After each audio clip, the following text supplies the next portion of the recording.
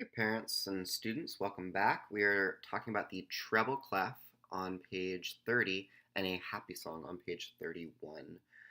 Treble clef, just like bass clef meant all the low notes, treble clef means all the high notes. So if you look at the keyboard, our right hand is still in that C position. Our fifth finger, G, is going to be on that second line. So our notes are going to go G, F, E, D, B, F, G in that exercise right there. And then we're going to go G, F, E, D, C. You might notice that C, the last note in that exercise at the bottom of page 30, it has a little line. It's called a ledger line. It's because C actually isn't in treble clef and it's not in bass clef. It's just the middle note. That's why they call it middle C. It's not because it's on the middle of the piano. It's because it's in the middle of the two staffs.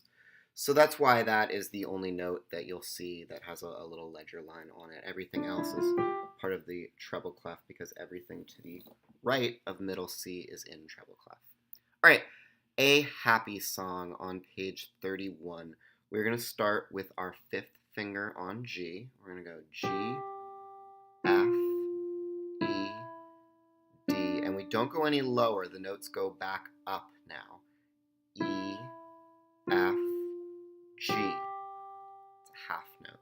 We're going to start with our fourth finger on F here. F, E, D, and then we're going to go back up. E, F. 2, 3, 4. The second line is where it gets a little tricky, and I'll show you what I'm talking about. We're going to start with our fifth finger. G, F, E, D. Now we're going back up to 3. Now we're going back down. Now we're going back up. So it gets a little tricky there. Let's start at the beginning of the line again and try that one more time. So we're going to start with our fifth finger on G, F, E, D, back up to E, back down to D, back up to E, F, G, F, E, D, C. Sometimes it helps to write in arrows when you're going up and going down.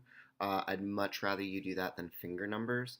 Finger numbers mean that they start reading the numbers and not the notes on the staff.